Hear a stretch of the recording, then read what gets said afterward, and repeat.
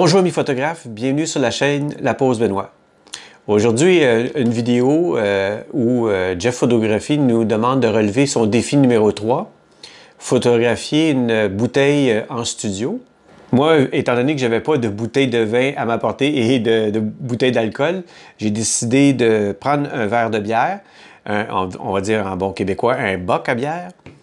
La particularité de ce boc de bière-là, c'est qu'il y a plusieurs facettes, on va dire arêtes ici dans le verre, qui fait en sorte que ça fait des beaux reflets au niveau du verre. Et en même temps, ça demande un éclairage précis pour éviter que l'éclairage soit trop surexposé et faire aussi des mauvais reflets à ce niveau-là.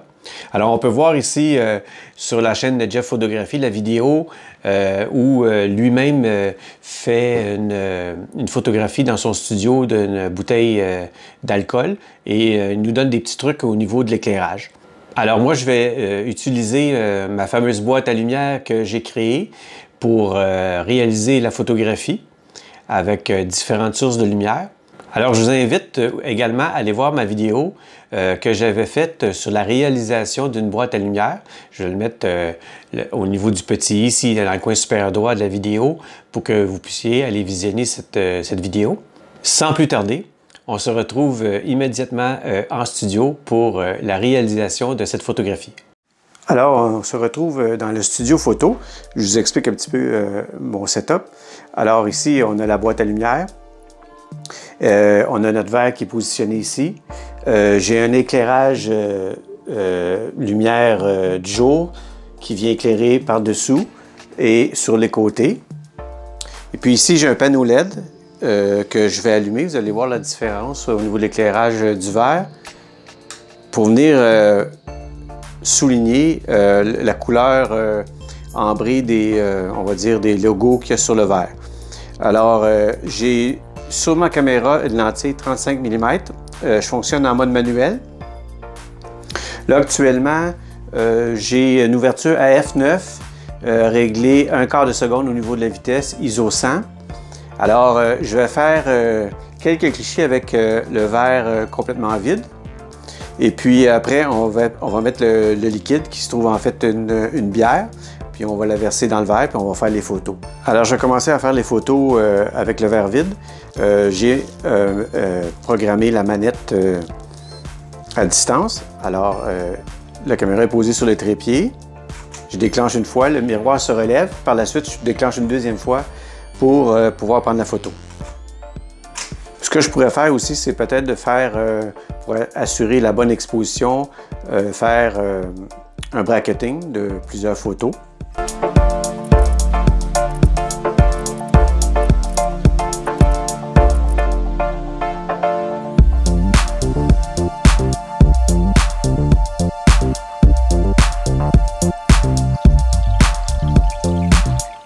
OK, j'ai fait toutes mes expositions avec le verre vide. Alors, j'ai pas pris de chance, j'ai pris plusieurs photos. Là, maintenant, je vais aller chercher la bière et on va faire la photo en versant la bière dans le verre. Puis là, évidemment, il va falloir être assez réactif pour faire des bons clichés. Alors, on va ouvrir la bière pour pouvoir la verser dans le verre. Voilà. On va verser dans le verre. On va être prête pour être réactif.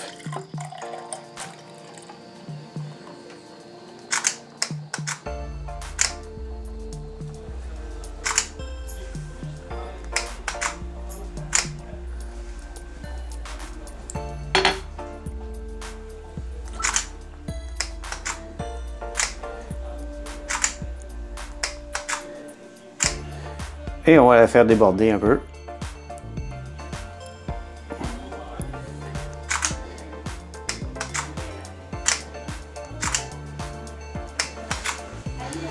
OK, on va peut-être jouer avec l'exposition un peu. Elle n'a pas débordé, mais bon.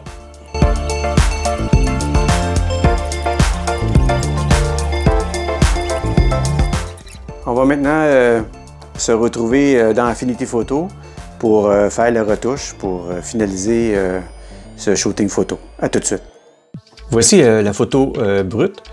J'ai passé par Develop Persona avec les ajustements habituels. Si on regarde cette photo brute, on peut voir que la photo n'est pas complètement horizontale. Il y a un petit penchant vers la droite. Alors, il va falloir apporter des ajustements à ce niveau-là. Il va y avoir aussi de la retouche avec les outils pinceau et lasso pour pouvoir éliminer certains éléments qui viennent distraire la lecture de la photographie. Que ce soit sur le plateau ici en bas ou sur le verre et sur le fond arrière, il y a quelques petites retouches à faire.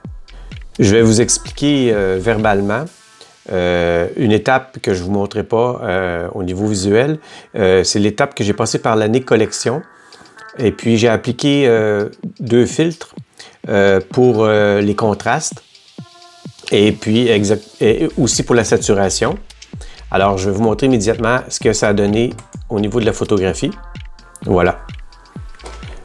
Par la suite, je vais venir compléter avec 3 calques de réglage au niveau d'Affinity Photo. J'ai un réglage vibrance ici que je vais cocher.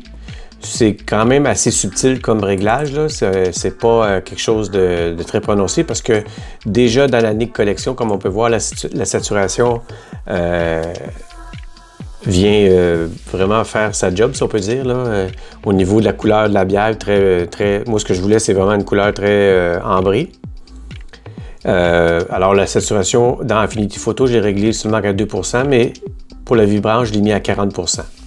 Par la suite, je voulais refroidir un petit peu la plaque de verre ici, au niveau de l'image, vu que ici, c'est vraiment des tons chauds. Alors, j'ai utilisé le réglage séparation des tons. C'est au niveau des tons clairs, vu que c'est les tons clairs ici. Alors, j'ai mis ça une couleur froide avec un pourcentage de 35 %. Au niveau des tons foncés, j'ai fait aucun réglage.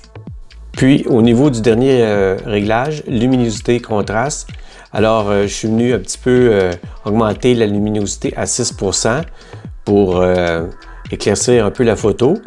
Et puis, étant donné que j'avais poussé un peu trop les contrastes dans la Nik Collection, alors j'ai ramené les contrastes à moins 16 %. Alors, aussi au niveau du cadrage, c'est le même cadrage, mais par contre, j'ai redressé la photo comme on peut voir. Maintenant, le boc de bière est bien à l'horizontale. Alors, c'est les réglages que j'ai faits pour cette photographie qui relève le défi 3 de Jeff Photography. Alors, j'espère que vous avez bien aimé cette vidéo. Et puis, je vous dis à la prochaine. Merci beaucoup.